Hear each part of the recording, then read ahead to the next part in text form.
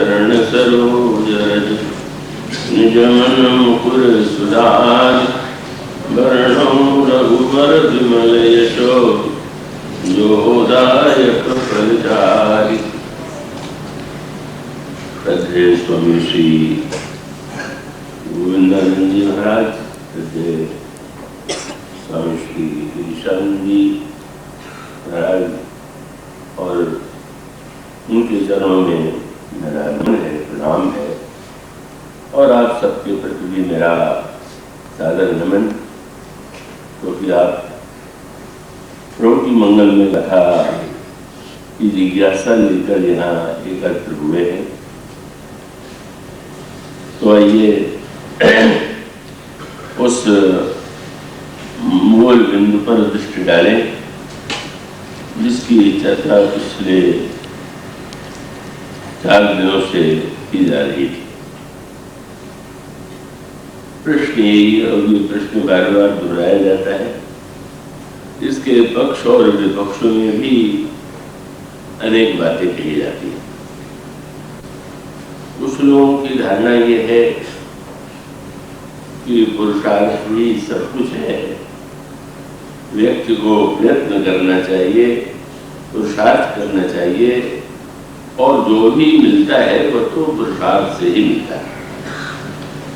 और जब कई लोगों को, कई व्यक्तियों को आप देखते हैं कि उन्होंने जीवन में बड़ी सफलता पाई है, और यह लगता है कि वो तो बड़े छोटे स्थिति से ऊपर उठ गए, तो ऐसा लगता है कि इन्होंने कितना बड़ा पुरुषार्थ किया होगा, प्रयत्न किया होगा, तो ये सफलता मिली।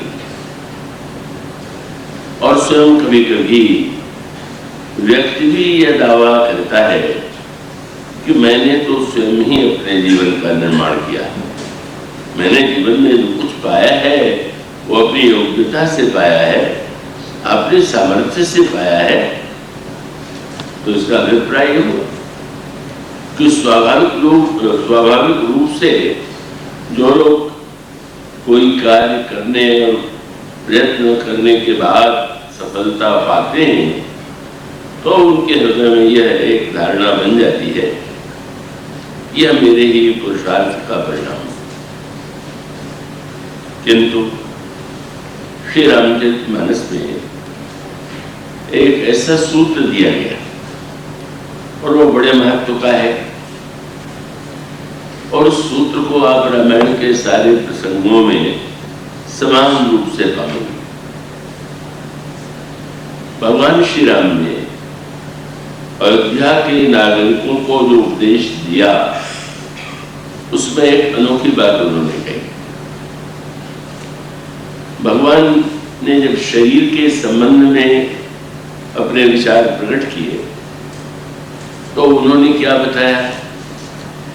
भगवान श्री राम ने यही बताया कि यह जो मनुष्य का शरीर है वह तो साधनों का धाम है।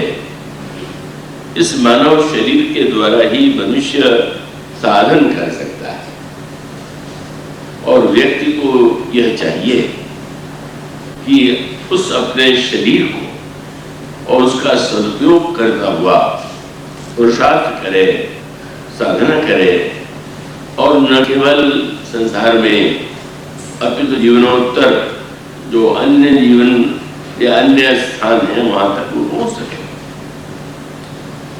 भगवान श्री राम जब स्वयं पुरुषार्थ का उपदेश देते हैं, और ये भी कहते हैं कि कई लोग ऐसे होते हैं कि असफल होने पर दोष देने के लिए ईश्वर का नाम ले लेंगे या काल का नाम ले लेंगे, भाई क्या करें, समय ही कुछ ऐसा था। भगवान कहते हैं कि वो व्यक्ति, उनका जो दृष्टिकोण है, सोचने का ढंग है, वो सही नहीं। और उस समय भगवान राम ने वाक्य कहा कि ऐसा कहने वाले कि जो व्यक्ति यह कहते हैं कि ईश्वर या काल या अन्य किसी कारण से हमारा जीवन सफल नहीं है, तो वो कहते हैं कि ये सत्य नहीं। और भगवान श्री राम ने स्पष्ट शब्दों में कहा, साफ साफ शब्दों में कहा कि ऐसा व्यक्ति तो सो परत्र दुख पावई, सिर धोनी धोनी पछिता है, काल ही कर्म ही ईश्वर ही मिथ्या दोष लगा। काल का कोई दोष नहीं है, कर्म प्रारब्ध का कोई दोष नहीं है, ईश्वर का दोष नहीं है। आपके साधन में ही कोई कमी होगी, इसलिए आप अपने जीवन के लक्ष्य जोन में जहाँ तक पहुँचना चाहिए या जो पाना चाहिए उसे नहीं पा सक रहे। पर बड़ी अनोखी बात है, स्वयं जिन्हें हम ईश्वर के रूप में देखते हैं, ईश्वर का अवतार कहते हैं, जब वे ये कहते हैं कि ईश्वर काल और व्यक्ति को दोष देना या कर्म या प्रारब्ध को दोष देना सही नहीं है, तो बड़ा अनोखी सी विचित्र सी बात लगती। क्या तात्पर्य? और अनोखी बात यह है, विशेष बात यह है कि प्रभु का मिलन चित्रकूट में महारानी कैकेयी से हुआ। तो महारानी कैकेयी अत्यंत पश्चाताप और ग्लानि से भरी थी, क्योंकि उनको ऐसा लगा कि इतना सब कुछ अनर्थ मैंने जिसके लिए किया उसने हमें किस दृष्टि से देखा, कैसी फटकार उसने लगाई। और अयोध्या का कोई व्यक्ति जो है कैकेयी की ओर देखना नहीं चाहता, मिलना नहीं चाहता। संसार में शायद ही किसी नारी को, किसी स्त्री को इतनी उपेक्षा, इतनी घृणा और इतनी दूरी का अनुभव हुआ हो जैसा कैकेयी। पर वह कैकेयी चित्रकूट आई, और चित्रकूट में आप ये जानते हैं कि श्री भरत ही अयोध्या के नागरिकों को लेकर के चित्रकूट आए थे, और उनके लिए बड़ा सरल था। जिन शब्दों में उन्होंने कैकेयी को फटकार लगाई, वे कह सकते थे कि और सब लोग चलेंगे चित्रकूट महारानी कैकेयी को छोड़कर। क्योंकि आप पढ़ते हैं किन शब्दों में महारानी कैकेयी को श्री भरत ने फटकारा था। क्या क्या ऐसा शब्द, कौन सा ऐसा शब्द होगा जो उन्होंने नहीं कहा। पर यह अनोखी बात, इतना फटकारते हैं और फटकारते ही नहीं है, इसके बाद महारानी कैकेयी के महल से तुरंत निकल जाते हैं और मां कौशल्या के जहाँ निवास वहां का है वहां पहुंच जाते हैं। तो जिन श्री भरत के व्यवहार से ऐसा लगता है कि वे कैकेयी से घोर घृणा करते हैं, उसमें बड़ा ये स्वाभाविक सा लगता कि वे सबको ले जाते और महारानी कैकेयी को छोड़ देते। तुम्हें ने सारा नृत्य किया है, इसलिए हम तुम्हें नहीं ले जाएंगे। लेकिन श्री भरत ने इन शब्दों और इस तरह से कैकेयी की आलोचना, निंदा करने के बाद भी जब चित्रकूट की यात्रा में उन्हें साथ ले गए, तो उसका तात्पर्य क्या? देखिए, वस्तुतः जो सत्पुरुष हैं, जिन्हें संतम मानते हैं, जो भक्त है, वो किसी का विरोधी नहीं होता। सत्य तो यह है कि वो तो सबका कल्याण ही चाहता है। श्री भरत वस्तुतः महारानी कैकेयी जिन्हें श्री भरत उन्हें मां का करके नहीं पुकारते, केवल महारानी कहते थे। जब भी उन्हें बोलना पड़ता है तो महारानी कैकेयी ही कहते हैं। पर श्री भरत क्यों ऐसा कहते हैं, क्या तात्पर्य, और क्यों वो उन्हें चित्रकूट ले गए?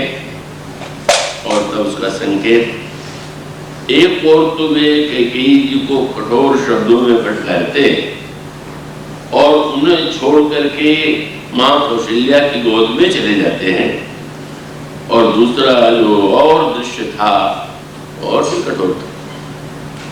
महाराज दशरथ की मृत्यु के बाद उनका शरीर रख लिया गया था सुरक्षित, क्योंकि श्री भरत भी नहीं, शत्रुघ्न और श्री राम लक्ष्मण भी नहीं। तो अब निश्चय हुआ कि इनका अंतिम संस्कार किया जाए, और संस्कार के लिए जब चिता सजाई गई तो सजाने के बाद का एक दृश्य सामने आया, जब तीनों माताओं ने गुरु वशिष्ठ के चरणों में प्रणाम करके यह निवेदन किया कि हम सती होना चाहते हैं। गुरु वशिष्ठ चुप रह गए, लेकिन गोस्वामी जी ने कहा श्री भरत ने इसे नहीं स्वीकार किया। गुरु वशिष्ठ के चरित्र में जो धर्म का महान तत्व है, श्री भरत उससे आगे। तो श्री भरत में वस्तुतः उसके लिए एक शब्द गुरु वशिष्ठ ने ही स्वयं आगे चल करके कहा कि भरत, मैं धर्म की ही दृष्टि से विचार किया करता था और व्याख्या करता था, पर अब तुम्हें देखने के बाद तो मुझे यह लगने लगा कि समुझब कहब करब तुम जोई धर्म सार जग होई। तुमने तो वस्तुतः धर्म के सार को ही सही अर्थों में ग्रहण कर लिया और अंतर दिखाई पड़ा। ये बात गुरु वशिष्ठ ने बाद में कहे। पहले तो गुरु वशिष्ठ ने माताओं को नहीं रोका, तो उस परंपरा को वे नकार नहीं रहे थे, पर श्री भरत ने का उनका जो धर्म सार है वो सामने आया। कल मानो पति स्त्री के साथ सती हो तो महान है, कभी यह परंपरा थी, आजकल तो उसे अपराध भी माना जाता है, लेकिन वो ठीक है, वो एक सचमुच क्या होना और न होना एक अलग बात है। तो इन तीनों माताओं महारानियों ने का जब सती होने का निर्णय किया तो गुरु वशिष्ठ उसे अस्वीकार नहीं करते, किंतु श्री भरत ने चरण पकड़ लिए और श्री भरत ने माताओं को सती होने से रोका। अब उसमें सूत्र क्या है, मैं आशा करता हूं कि आप एकाग्रता से सुन रहे होंगे। सती का अर्थ क्या केवल पति के साथ अपने शरीर को जला देना ही है क्या? और इस संबंध में गोस्वामी जी के दो दोहे बड़े महत्व के। एक और उन लोगों की ओर संकेत है कि जो ये मानते हैं कि घर बार छोड़ने पर ही व्यक्ति का कल्याण होता है। वो एक मार्ग है, निवृत्ति का मार्ग है, त्याग का मार्ग है, किंतु ऐसे अनेक लोग होते हैं कि मार्ग त्याग का स्वीकार करने पर भी वह जीवन जैसा होना चाहिए वो नहीं होता उनके लिए। तो उसमें गोस्वामी जी ने सती का दृष्टांत दिया, और आप इतिहास में पढ़ेंगे तो पाएंगे कि सती के नाम पर बहुत कुछ अनर्थ और अन्याय भी हुआ है। और उसका अभिप्राय यह है कि अगर कोई स्त्री न केवल लोगों के कहने में या उस समय भावुकता के आवेश में कह रहे कि मैं सती हूं, पर वो जयकारा हो, माला पहनाई जाए, फूल बरसाए जाए तो अच्छा तो लगेगा, लेकिन जब उसको चिता पर बैठना होगा और अग्नि लगेगी तो ऐसा होता है कि जो केवल एक क्षणिक आवेश में वहां पर चिता में बैठ गई, वो जो आग जलती थी तो वो भागती थी।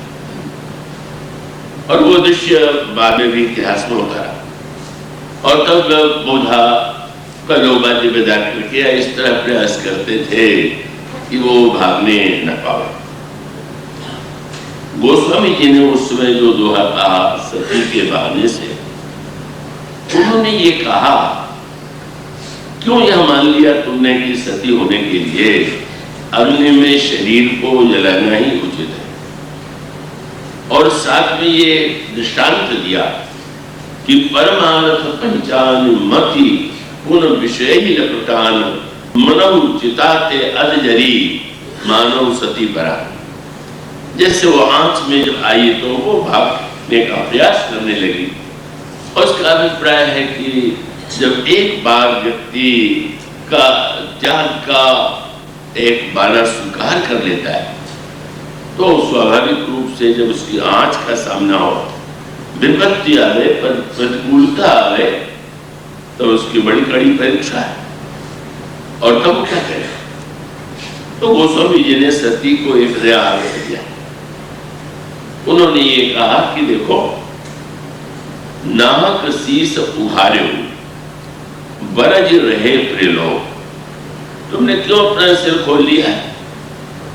तुम ये क्यों चाहती हो? कहते हैं रोग रोक भी रहे हैं, तब भी तुम कहती हो कि नहीं नहीं मैं तो सती होंगी। पूछा गया कि क्या आप नहीं चाहते कि कोई नारी सती हो? तो गोस्वामी जी ने कहा सती का शरीर को जला देना नहीं है। और उन्होंने दोहे में कहा कि नाहक शीस उघारे बरज रहे प्रियलोभ, अरे घर ही सती कहावती। कैसे? बोले अग्नि में जलने जा रही हो ना, तो 1 घंटे के लिए अग्नि में जलना उतना कठिन नहीं है जितना विरह की आग में जीवन भर जलना। तुम विरह की आग में जलते हुए भी अपनी पति की आग, पति के कार्यों को अगर पूरा करने का प्रयास करती हो तो मेरी दृष्टि में तुम अधिक सती कहलाने की अधिकारी हो। इसलिए उनका दोहा, इस दोहे में उन्होंने यही कहा कि घर ही सती कहाओ। क्या घर में तुम सती धर्म का पालन नहीं कर सकती थी? क्यों? बोले जलती नाभ वियोग। अगर वियोग की अग्नि प्रज्वलित है और तुम जीवन भर उनकी याद की आग में जलते हुए भी कभी विचलित न हो, तो इसका अर्थ है कि तुमने सचमुच धर्म का पालन किया। अग्नि में जली पर वो गिरा की अग्नि। तो इसका अभिप्राय यह है कि केवल बहिरंग रूप से बाहर से ही का इस प्रकार का धर्म यदि श्रेष्ठ मान लिया जाए तो उसका दुष्परिणाम होता है, भी होता है, अनर्थ भी होता है। तो ऐसी स्थिति में श्री भरत का धर्मसार, जो श्री गुरु वशिष्ठ को के संदर्भ में नहीं बल्कि भरत जी के संबंध में था, श्री भरत ने माताओं को रोका और चरण पकड़ करके रोका। लेकिन एक अनोखी बात थी कि वहां कोई अवसर था कि श्री भरत अगर कैकेयी से इतनी घृणा करते थे तो सोच लेते कि दोनों माताएं जीवित रहें, इनको तो जली जाने दे। बहुत अच्छा है, इन्होंने इतना अनर्थ किया। लेकिन उन्होंने सती होने से कौशल्या जी, सुमित्रा जी को नहीं रोका कि एक एक गुण रोका। यद्यप तो रोका उन्होंने अलग अलग तरह से, इन दोनों माताओं से उन्होंने अलग शब्दों में कहा और कैकेयी को तो बहुत कठोर शब्दों में सती होने से उन्होंने रोका। कौशल्या वहां से कहा कि मां, तुम महान विवेकी हो, ज्ञान नहीं हो, तुम्हारे माध्यम से प्रभु प्रकट हुए हैं, क्या तुम भी शरीर का त्याग करना ही उचित मानती हो? और व्यवहार में भी मैं यही निवेदन करूंगा कि अगर आपने शरीर का त्याग कर दिया तो मेरे लिए इससे बढ़कर के दुख और कलंक की बात क्या होगी कि मेरे कारण प्रभु को बन जाना पड़ा, श्री किशोरी जी और लक्ष्मण को बन जाना पड़ा और आपने भी शरीर का त्याग कर दिया। इसलिए आपका विवेक केवल शरीर से जुड़ा हुआ नहीं है। मैं ये समझता हूं कि आप शरीर का त्याग नहीं करेंगे। कौशल्या की ज्ञान शक्ति है, वो अलग प्रसंग की व्याख्या है। विवेक में स्थित होकर के उन्होंने निर्णय किया, ठीक है दे, और उन्होंने हट जाने का निर्णय किया। और सुमित्रा अम्बा के चरणों में प्रणाम करके उन्होंने कहा, मां, तुम तो वह मां हो कि जिसने अपने पुत्र को शरीर से ऊपर उठने का संदेश दिया, जिस मां ने ये कहा कि लक्ष्मण तुम्हारी माता मैं नहीं हूं, तुम्हारी माता तो वैदेही है, तुम्हारे पिता महाराज दशरथ नहीं है, वो तो श्री राम, तात तुम्हारी मां तो वैदेही, पिता राम सौभाग्य सनेही। जिसकी इतनी ऊंची भावना हो वो स्वयं अपने शरीर को जल जाने दे। आप रुकें, आपको रुकना चाहिए और आप विश्वास रखें। जिन श्री राम को आप ईश्वर मानते हैं वे आएंगे और उनकी प्राप्ति ही तो जीवन का आचरण लक्ष्य है। सुमित्रा माता जी लोगों को ही लग रहा था कि शायद कैकेयी को नहीं कुछ करेंगे, लेकिन कैकेयी से उन्होंने ऐसे कठोर शब्दों में रुकने के लिए कहा कि कैकेयी का हृदय उस आघात से विचलित होगा। उन्होंने प्रश्न किया कि यह माता कौशल्या या मां सुमित्रा सती होना चाहती थी, मैं समझ सकता हूं, पर आप क्यों होना चाहती? पिताजी की मृत्यु किस कारण से हुई, कैसे हुई? आपके कारण हुई और आपके कारण ही मृत्यु हुई। और आप ये मानती हैं कि चिता में जल करके आप सती मानी जाएंगी। क्या आपका ये कार्य धर्म के अनुकूल है? बड़ी गहरी व्याख्या थी। क्यों उन्होंने शरीर का त्याग किया? आपके कारण। वो तो बच सकते थे, उन्होंने आपसे कुछ कहा था, आपने उनकी बात नहीं सुनी। और आज आप जो है उस कलंक को ढोने के लिए सोच नहीं कि अगर मैं सती हो जाऊं तो लोग मेरी याद जो है सती के रूप में करेंगे, हमारे जो अनुचित कार्य है उन पर ध्यान नहीं जाएगा। धर्म की दृष्टि से आप ही उनके जीवन के उनकी जो मृत्यु है उसका कारण बने। और कठोर शब्दों में उन्होंने कहा कि मैंने सुना है महात्माओं से कि जो स्त्री शरीर का त्याग करती है, सती होती है, वो पति के लोक में जाती है जहाँ पति निवास करता है। जब उसका इतना प्रेम पति से है तो मरने के बाद भी उसी के लोक में, उसी के पास जाएगी। श्री भरत ने व्यंग भरे शब्दों में कहा कि पिताजी को अभी कुछ कष्ट और देना बाकी है क्या, जिसके लिए आप वहां जाना चाहती हैं? यहाँ कम कष्ट दे चुकी हैं, हाँ क्या नहीं किया है। आप जा रही हैं कि मैं मर करके उनके पास जाऊं, तो वो तो आपका उनके पास जाना उनके लिए तो अभिशाप बन जाएगा। यहाँ पीछा नहीं छोड़ा, यहाँ भी आ गई और तुम्हारा नहीं जीवन कर रहे, भरत फटकार रहे। तो भरत जी ने बहुत बढ़िया बात की, ये न समझिएगा कि मैं आपको जलने से रोकना चाहता हूँ, बिल्कुल नहीं। मैं चाहता हूं कि आप जलें, पर इस अग्नि में जलने से आपके पाप का कोई प्रायश्चित नहीं होगा। आपको तो उस आग में जलना चाहिए जो मनुष्य के जीवन के लिए सबसे श्रेष्ठ आग है। और आप कौन सी पश्चाताप किया? मनुष्य को अगर अपने किए पर पछतावा हो, उसको लगे कि मुझसे तो बड़ा अपराध हो गया, बहुत बड़ी भूल हो गई, और उसको मिटाने के लिए व्यक्ति अगर अपने जीवन को बदल दे तो उसके लिए उस अग्नि के द्वारा ही उसका परिवर्तन होता है, शोधन होता है, उसका निर्माण होता है। इसलिए आप अग्नि में नहीं, पश्चाताप की आग में जलिए। मां कैकेयी, जिन्हें वे मां नहीं कहते थे, उन्हें लगा कि श्री भरत ठीक ही कहा। अब आप ऐसी मां को, जिसको उन्होंने मां ही नहीं कहा, महारानी कहा, उसको ले जाने का निर्णय क्यों किया? मैं समझता हूं कि जो लोग निद्रा की दिशा में बढ़ रहे होंगे वो एकाग्र होकर के समझ लेंगे।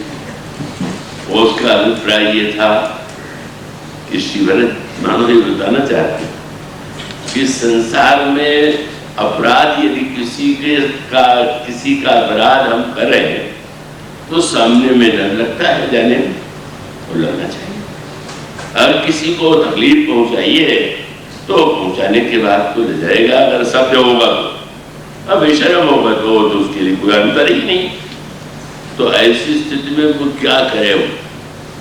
गोस्वामी जी कहते हैं कैकेयी ने जब समाज को यह रूप में देखा कि सब लोग मुझसे घृणा करते हैं, तो उन्होंने पृथ्वी से ये कहा कि तुम यदि फट जाओ तो मैं समा जाऊं, क्या करूं मैं जीवित रहकर, पर पृथ्वी नहीं है। और फिर उसके पश्चात गोस्वामी जी कहते हैं यमराज से उन्होंने कहा बस मेरे प्रति यही बड़ी दया होगी कि मेरी मृत्यु हो जाए। और गोस्वामी जी कहते हैं कि दोनों ने नहीं कर दिया। रामायण की जो भाई अपनिज मही जाचत कैकेयी मही न बीच विध मीच न दे, तब क्या करें? वहां भी स्थान नहीं और यहां भी स्थान नहीं, तब कहां स्थान मिले? श्री भरत का तात्पर्य यह था कि जिसको कहीं स्थान न मिले उसको स्थान तो श्री राम के पास नहीं मिल सकता, क्योंकि वो किसी को स्वीकार करने में, शरण में लेने में कभी आपत्ति नहीं करते। और उसका अभिप्राय है कि आप विश्वास रखिए कि अगर आपके मन में सच्चा पछतावा उत्पन्न होगा और आप उनके सन्मुख जाएंगी, तो आपको यह ज्ञात होना चाहिए कि उनकी तो घोषणा है कि सन्मुख होय जीव मुहि जब ही जन्म कोटि अनासी। मानुषी भरत चाहते हैं पश्चाताप हो जाना चाहिए जीवन में, और फिर भक्ति की दिशा के द्वारा हम भगवान को प्रसन्न करने का प्रयास करें, भगवान से क्षमा याचना करें। का यमराज को क्षमा देने का अधिकार नहीं है, वो तो केवल न्याय करें, पुरस्कार नहीं, दंड ही देंगे, लेकिन क्षमा करने का समग्र अधिकार तो केवल भगवान को है। और इसीलिए वो कैकेयी जी को ले जाने में कोई आपत्ति नहीं करते। कैकेयी जी जाती, दृश्य अनोखा था। जब वहां पर वन में पहुंचे, भगवान श्री राम ने देखा तो सबसे पहले आप कैकेयी मां के गले से लिपट गए, फिर चरणों में प्रणाम किया। प्रथम राम भेंटी कैकेयी सरल सुभाय भगत मत भेई। भगवान श्री राम मनाने लगे, कैकेयी लज्जा और ग्लानि में गड़ने लगी। अब जब श्री राम का शील स्वभाव कैकेयी जी ने देखा, और भी लज्जा और भी पश्चाताप, अपने आप से बना, मैंने क्या किया, कितना बड़ा अनर्थ किया, ऐसे सुशील, ऐसे राम के साथ मेरा कैसा निर्दय व्यवहार था। अब गोस्वामी जी एक नई बात लिखते हैं, और वो बड़ा जीवन का सूत्र है। भगवान श्री राम ने अयोध्या वासियों को और समाज को उपदेश दिया था कि आप काल, कर्म और ईश्वर को दोष मत दीजिए। आपसे हम दोषी हैं, न काल, न तो कर्म, न तो ईश्वर। पर कैकेयी को जब भगवान राम बड़े प्यार से समझाने लगे, तो माँ ने यही कहा कि राम, ये तो तुम्हारा शील है कि तुमने मेरे कार्यों को भी बुरा नहीं माना, इतना तुमने स्नेह प्रकट किया। पर मैं जानती हूँ कि मेरा अपराध बहुत बड़ा। अब प्रभु को बड़े संकोच में जब कहते हैं तो माँ मानती है, महारानी को लगता है कि ये तो शीलवान है, इसीलिए कह रहे हैं कि तुम्हारा कोई दोष नहीं। राम कैसी बात कह रहे हैं आप? अगर मेरा दोष नहीं तो किसका दोष है? तो बड़ी अनोखी बात। भगवान ने कहा काल, कर्म, ईश्वर का दोष। भगवान राम ने कहा पग पर कीन प्रबोध बहुरी काल कर्म विधि से धन को। थोड़ी विरोधी बात हो गई। कैकेयी जी से कहने मां ब्रह्मा की कोई योजना नहीं होगी, कभी प्रारब्ध हो जाता है, कभी समय ऐसा हो जाता है, वो तुमने कुछ थोड़ी किया। तो जो राम श्री राम कैकेयी जी से कह रहे हैं वो सत्य है कि अयोध्या के नागरिकों से भगवान राम जो कह रहे हैं वो सत्य है? दोनों सत्य है। क्या जब दूसरे के अपराध पर दोष डालिए तो दया करने का एक ही उपाय है कि भाई तुम्हारा कोई दोष नहीं है, काल कर्म ईश्वर का दोष है। पर अपने विषय में जब विचार करने चलिए तो आप उसका ये मान के दुरुपयोग न करिए, इतनी बड़ी बात। हम लोग उल्टे हैं। और सज्जन ने मुझसे पूछा, महर्षि वाल्मीकि की रामायण पढ़ करके ऐसा लगता है कि राम मर्यादा पुरुषोत्तम, और तुलसीदास जी की रामायण को पढ़ करके लगता है राम बड़े दयालु। क्या माने, मर्यादा पुरुषोत्तम है कि दयालु है? मैंने यही कहा कि श्री राम मर्यादा पुरुषोत्तम भी हैं और दयालु भी। और मैंने ये भी जोड़ दिया कि श्री राम ही नहीं, हम और आप जितने हैं मर्यादा पुरुषोत्तम भी हैं और दयालु भी हैं।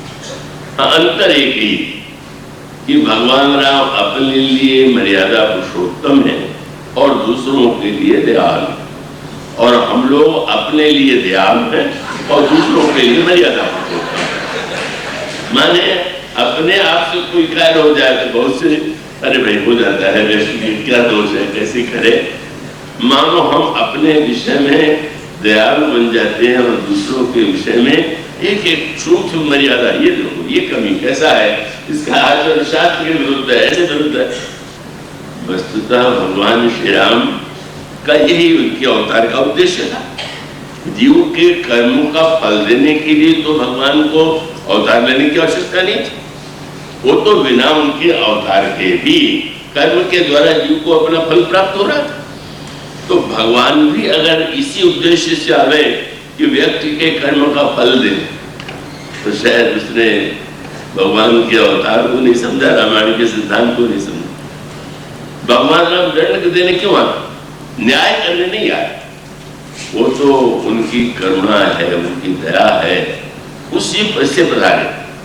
और यहाँ पर भी उनका इतने उदार स्वभाव के कि वो जीव को क्षमा करने के लिए इतने व्यग्र रहते हैं कि अगर ये कहें तो ज्यादा अच्छा होगा कि भगवान तो क्षमा की बात स्वीकार ही नहीं करना चाहते, क्योंकि वे कहते हैं कि अपराध के लिए क्षमा की जाती है। तो मैंने अपराध क्या किया? आप सुग्रीव का प्रसंग पढ़ते हैं। सुग्रीव जो है 4 महीने प्रभु से मिलने नहीं आए, और जब उस प्रसंग को विस्तार से नहीं बता सकेंगे, जब वो प्रभु के पास पहुंचे तो बड़े संकोच में थे। मानो यह कहना चाहते थे, महाराज मुझसे बड़ा अपराध हो गया, काम क्रोध लोभ को जीतना एक व्यक्ति के बस में नहीं है, आप जिस पर कृपा करते हैं वही इसको पार कर सकता है। नारी नैन सल जाहिने लगा, घोर क्रोध तम निसि जो जागा, लोभ पास जे गर्ण बधाया, सो नर तुम समान रघुराया। लेकिन कितनी विचित्र बात कह दी। कहने कि हमारा काम क्रोध लोभ से मैं भी छूटना तो चाहता था, लेकिन क्या करूं? क्या बोले महाराज होता तभी है कि बाप कृपा। तो उलट करके अर्थ हुआ कि आपने कृपा की होती तो छूट जाता, और नहीं छूटा तो आपने कृपा नहीं किया होगी, फटकार सकते थे। अब जब स्वयं तो इस तरह से भूल करते रहे और अब तुम सारा दोष मेरे माथे पड़ने चाहते हो, लेकिन धन्य लोग संकोच में गड़े हुए और सफाई देते हुए कहना कि यह गुण साधन ते नहीं हुई, तुम्हारी कृपा पाओ कोई कोई, प्रभु स्मरण लगे। सुग्रीव को हृदय से लगा लिया, और सुग्रीव को हृदय से लगा करके उन्होंने कहा, सुनि कृपालु बोले सुभाई, तुम प्रिय मौनी भारत जिम भारत, तुम बिल्कुल भरत के समान थी। कहाँ श्री भरत, कहाँ सुग्रीव, कौन तुलना कर सकता है श्री राम को छोड़ करके, जो ये कह सके सुग्रीव से कि तुम भरत के समान प्रिय। और इसका अभिप्राय ये हुआ कि हमें 2 मापदंड रखना चाहिए। एक मापदंड है जिसके द्वारा हम अपने जीवन का निर्माण करें, अपने लिए मार्ग चुनें, और दूसरा जब हम दूसरों के विषय में विचार करने बैठे तो हमें उस मापदंड से, उस कसौटी से सामने वाले को कसने की चेष्टा नहीं करना चाहिए जिससे उसको उसमें बहुत सी कमियां दिखाई दे। तो मानो भगवान श्री राम यह बताना चाहते हैं, जब उन्होंने पूर्ववासियों को उपदेश दिया तो बहुत बड़ा सूत्र है, तो क्या है कि भगवान की कृपा जिसके कहा जाता है तो वो कैसे हो? किसी महात्मा से पूछा गया भगवान की कृपा कैसे हो, तो महात्मा ने कहा कि जो कैसे होगी वो तो कृपा ही नहीं होगी, तो व्यापार होगा। कितने दाम में कौन वस्तु मिलेगी, अगर भगवान की कृपा भी व्यक्ति हो तो दाम पूछो, महाराज फिर क्या करना होगा? तब तो साधन आदि कुछ नहीं करना चाहिए, पुरुषार्थ नहीं करना चाहिए, केवल कृपा के भरोसे निश्चिंत हो जाए। बस यहीं पर आवश्यकता है कि जितने सिद्धांत हैं उसकी एक तो ये है कि आप ये विचार करके चलें कि क्या ठीक है और क्या ठीक नहीं, और इस झमेले में आप अगर फंसे तो आप कभी भी सही निर्णय नहीं कर पाएंगे। केवल इतना निर्णय आपके लिए बहुत है कि आप निश्चय करें कि मेरे लिए क्या ठीक है और मैं किस मान्यता को, किस आधार पर अपने जीवन को चलाऊं कि जिससे हमारा जीवन एक श्रेष्ठ दिशा में, अच्छी से अच्छी दिशा में बढ़ सके। भगवान श्री राम मानो यह बताना चाहते हैं कि कृपा का नाम लेकर के मनुष्य अगर अपने दोषों को केवल बहाना बना ले तो ऐसी स्थिति में तो उस व्यक्ति ने ईश्वर या काल कर्म के नाम का दुरुपयोग किया। इसलिए भगवान वहां पर सूत्र जो देते हैं बहुत सुंदर है। अब यहाँ पर कृपा सिद्धांत और साधना का मिलन होता और वो क्या है, ये मनुष्य के शरीर के लिए भगवान ने कहा कि इसके उसका जो बनावट है, निर्माण है, उसी को देख करके पता लगता है कि साधना धाम, ये साधना का धाम। तो साधना का धाम है तो साधन करो। तब कृपा का क्या महत्व है? तब आप देखेंगे कि साधन के पीछे भी तो कृपा ही होगी। क्यों? आपको शरीर मिला और शरीर का सदुपयोग कीजिए, ये पुरुषार्थ हो। पर शरीर कैसे मिलता है? भगवान श्री राम ने यही बता दिया कि कबहू करी करुणा नर देहि, ईश्वर अपनी कृपा से मनुष्य का निर्माण करता है। और इसका अभिप्राय है कि भगवान ने आपको जो शरीर दिया वह उसकी कृपा का परिणाम। कृपा के द्वारा उन्होंने जो शरीर दिया उस शरीर का सदुपयोग करना, जैसे किसी पिता के द्वारा पुत्र को धन दिया है तो आशा करता है कि व्यापार में या किसी काम में लगा करके आगे उन्नति होगी। तो हम स्वाभाविक रूप से ईश्वर के दिए हुए शरीर को ही, कोई जो कहते हैं हमने अपना निर्माण स्वयं किया है, क्या सचमुच व्यक्ति अपना निर्माण करता है क्या? कैसे इसका जन्म होता है? माँ के गर्भ में भी जब होता है तभी वो पुरुषार्थ करता रहता है क्या कि हम कैसे जीवित रहें और कैसे सांस लें और कैसे हमारे कुछ तो मनुष्य अगर गहराई से विचार करके देखे तो मूल में तो ईश्वर की कृपा को मानना ही होगा। इसलिए रामायण में कहा गया कि ज्ञानी भी, ये जब ज्ञान का मार्ग पुरुषार्थ का मार्ग है, पर वे कहते हैं ज्ञान के मूल में भी पुरुषार्थ के स्थान पर कृपा होगी। और उसको अधिक क्या हो, आप रामायण में पढ़ेंगे कि भगवान ने कहा श्रद्धा की गाय है, उसको साधना का सत्कर्म का चारा खिलाइए, भाव का बछड़ा ले आइए, निर्मल मन का अहीर ले आइए और दूरिए। मैंने श्रद्धा पूर्वक अच्छे कर्म साधन कीजिए। पर पता लगाया गया ये श्रद्धा की गाय कहाँ मिलती है, क्या उपाय है? तब गोस्वामी जी ने एक बात कह दिया, ये श्रद्धा की गाय जो है वो कब मिलेगी? तो सात्विक श्रद्धा धेनु सुहाई, जो हरि कृपा हृदय बसा है। श्रद्धा भी आपके हृदय में आपके कारण नहीं आ जाती है, वह भगवान की कृपा से गाय आई। किसी ने गाय आपको दे दिया तो आशा करता है कि आप चारा खिलाएंगे उसको। ऐसा तो नहीं कि गाय बहुत बढ़िया है, बड़ी मूल्यवान है तो चारे नहीं खिलाना।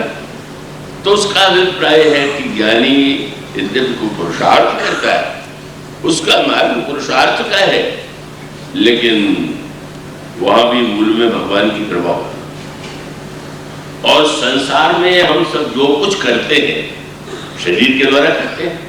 शरीर का बड़ा महत्व है। शरीर को स्वस्थ रखना, शरीर के द्वारा सदुपयोग करना। इसलिए रामायण में शरीर को समुद्र भी बताया गया और शरीर को नाव भी बताया गया। अभी आप सुन रहे थे देहाभिमान का समुद्र। देह समुद्र है और देह के लिए भगवान राम ने अयोध्यावासियों से कहा, नरत अनुभव बारिक न बेरो, ये मनुष्य का शरीर तो नाव है, वही समुद्र वही नाव। और इसका अर्थ क्या है? समुद्र में गिर जाए तो डूब जाए, और अगर नाव हो तो हम नदी या किसी को पार कर सकते हैं। और उसको उल्टी भाषा में वो कह सकते हैं कि जब तक नदी में नाव है तब तक ठीक है, फिर जब नाव में नदी आ जाएगी तो डूबेगी। और इसका अभिप्राय का तात्पर्य है कि सही अर्थों में हम अगर अपने शरीर का उपयोग कर रहे हैं तो हमारे लिए नाव, और अगर हम नाव को शरीर का हम दुरुपयोग कर रहे हैं तो वो हमारे लिए डूबोने वाला है। तो ऐसी स्थिति में भगवान राम ने अयोध्या के नागरिकों से यही कहा कि ईश्वर ने जो शरीर आपको दिया है वो कृपा कर दिया, पर कृपा करके शरीर देने के बाद भी उसने ऐसा शरीर दिया है जो साधना के लिए बना हुआ है। अगर उसने जिस काम के लिए दिया है का उसका उपयोग आप कर रहे हैं। बहुत सुंदर सूत्र है। हनुमान जी ने रावण से पूछ दिया, रावण ने हनुमान जी से पूछ दिया, कोई बंदर मेरे बाप को नहीं गाड़ सकता, तेरे पीछे किसी न किसी का बल अवश्य है, किसका है? हनुमान जी ने जो सुनाना प्रारंभ किया तो उसको लगा कि विचित्र भाषण देने वाला है। मेरे प्रश्न का सीधा सा जवाब ये था, क्या मैं किसके बल से बनूं? हनुमान जी ने शुरू कहां से किया? ब्रह्मांड के प्रारंभ से। सुन रावण, ब्रह्मांड निकाया पाई जासु बल विरछति माया। रावण, जिसके बल से माया संसार को बनाती है, पालन करती है, बिगाड़ती है, जिसके बल से ब्रह्मा निर्माण करते हैं, विष्णु पालन करते हैं, शिव श्रृंगार करते हैं, शेष धारण करते हैं। और रावण उग रहा, पंडित तो था ही। पंडित जो है बात से उगता बड़े जल्दी, तो उसे अपने को बुद्धिमान मानता है और लड़ने का कितना व्यर्थ की बात बोल रहा है। मैंने कब पूछा संसार कैसे बना? मैंने कहा पूछा? मैं तो कल इतना पूछ रहा हूँ कि तुमने किसके बल से बाबू झाड़ा, इसने शुरू कर दिया वहां से। बात खत्म होते होते हनुमान जी ने एक बात और कह दी, अब बहुत बढ़िया बात। उन्होंने कहा, रावण, तुमने मुझसे तो पूछ लिया कि मैंने किसके बल से बाबू उजाड़ा, तो इसका अर्थ है कि तुम्हारी दृष्टि तो बड़ी पहली है। तुम समझ गए हो कि ये बंदर में इतनी सामर्थ्य नहीं हो सकती है कि इतना बड़ा कार्य कर सके। पर तुमने जो बात मुझसे पूछी, कभी अपने आप से भी पूछा? जो तुमने सफलताएं पाई, संसार को जीत लिया, क्या तुमने अपने बल से जीत लिया? तुम विचार करके देखोगे, तुम्हें पता चलेगा कि जिस बल के विषय में तुम पूछ रहे हो वही बल है जिसके द्वारा उस बल के छोटे से एक लौह के मात्र से ही तुमने संसार को जीत लिया। जाके बल लौह सत्य, हम में और तुम में दो बल नहीं, उसी ईश्वर के बल से मैंने बाग उड़ाया और उसी ईश्वर के बल से तुमने संसार को जीता। तो रावण कह सकता, मुझमें तुम्हें कोई अंतर है क्या? अंतर है। क्या? जैसे कोई व्यक्ति आपको धन दे दे और धन देने के बाद आपके मन में उदार बात आवे, भाई कितना बड़े उदार है, दया करके धन दिया है, इस धन का अच्छे काम में लगाना है तो उपयोग कर ले। और धन किसी ने दिया और आप सोचने लगे बड़ा धन है, क्यों ना इसके हाथ आपको डाका डाल करके पूरे धन ले लेते। उन्होंने कहा, बस तुम्हारी दशा यही कि जिनके बल के लौलेस से तुमने संसार को जीता, तासुदूत में जाकर हरियाणो प्रेरा, तुमने उन्हीं महा भगवान की शक्ति को चुराने की चेष्टा किया और मैं पता लगाने आया हूं मैं और तुम अंतर हो। तुमने भगवान के द्वारा मिले गए बल का दुरुपयोग किया और मैं बल का उपयोग कर रहा हूं। और संत का अर्थ है जो भगवान के द्वारा शरीर मिला है, बुद्धि मिली है, मन मिला है, वो व्यक्ति के किसी पुरुषार्थ का परिणाम नहीं, यह तो भगवान की कृपा का ही परिणाम।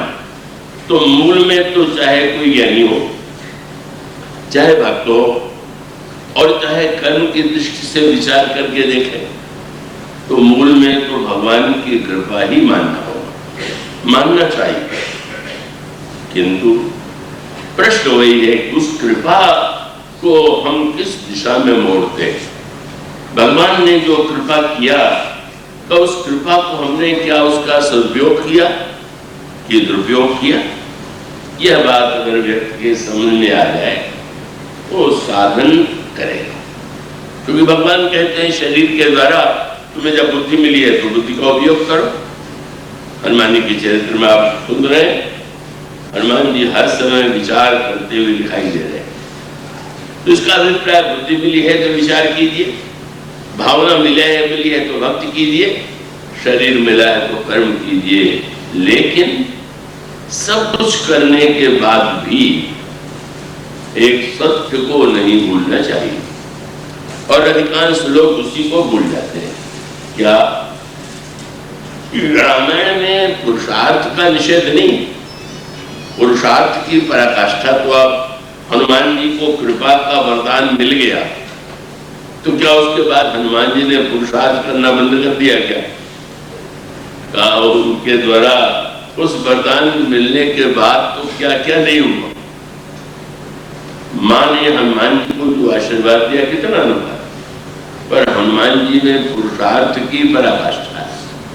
पर अंतर इतना ही कि उस पुरुषार्थ को अपने विशेषता का परिणाम न मान करके भगवान की कृपा के परिणाम के रूप में, तो निषेध जो है वो पुरुषार्थ का नहीं, निषेध साधन का नहीं है, निषेध है उसके अभिमान का। अधिकांश व्यक्तियों को जीवन की समस्या यही है कि जब भी वो सफल होते हैं तो उनमें अभिमान का उदय होता है।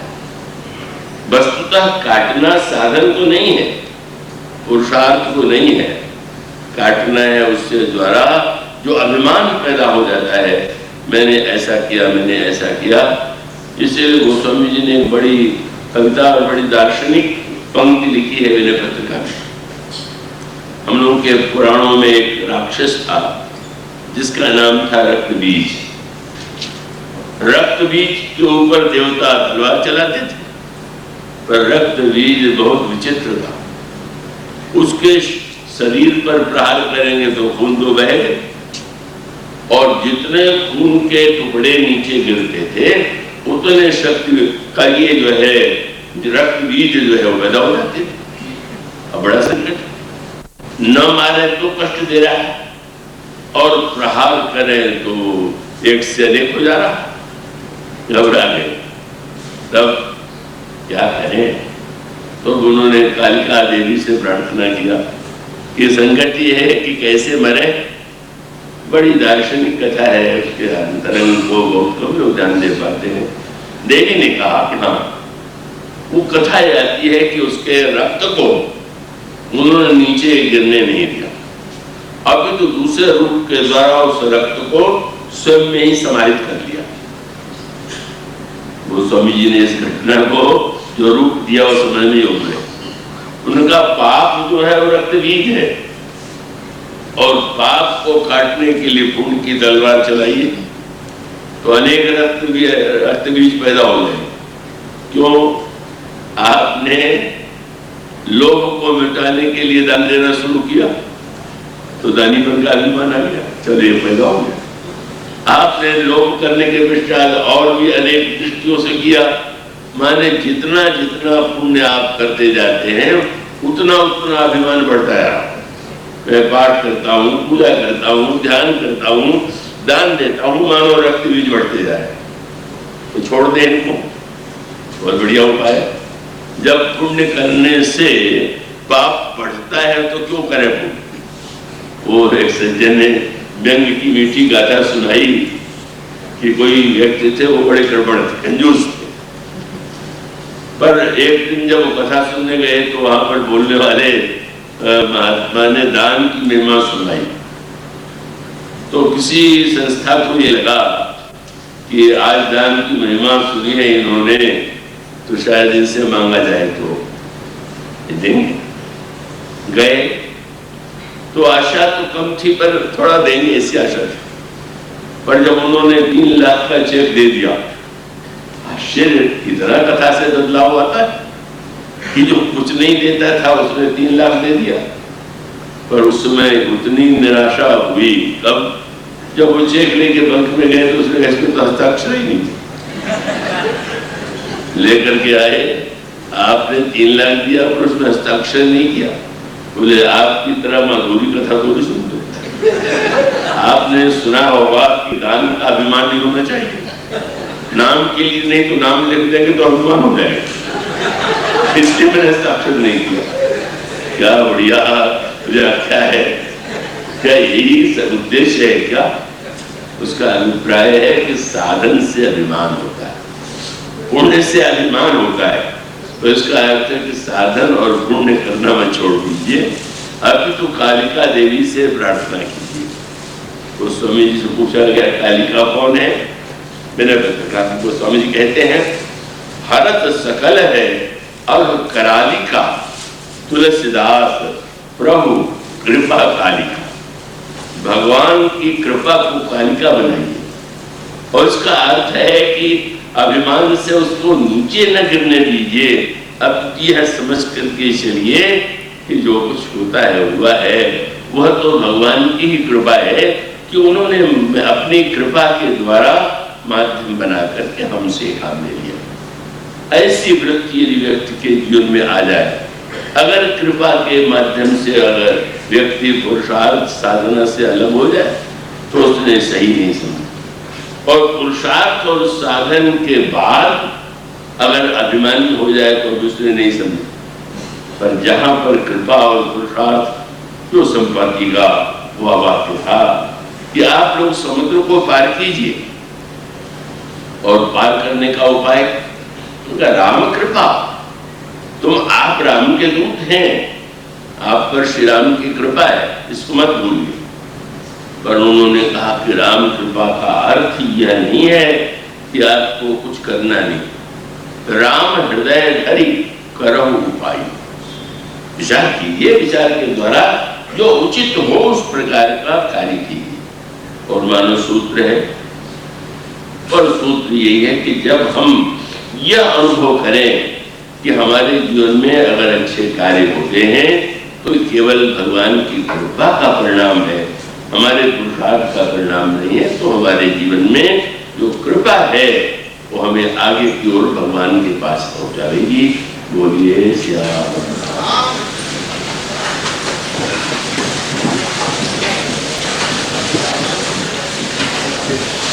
कल से दर्शनी आप लोग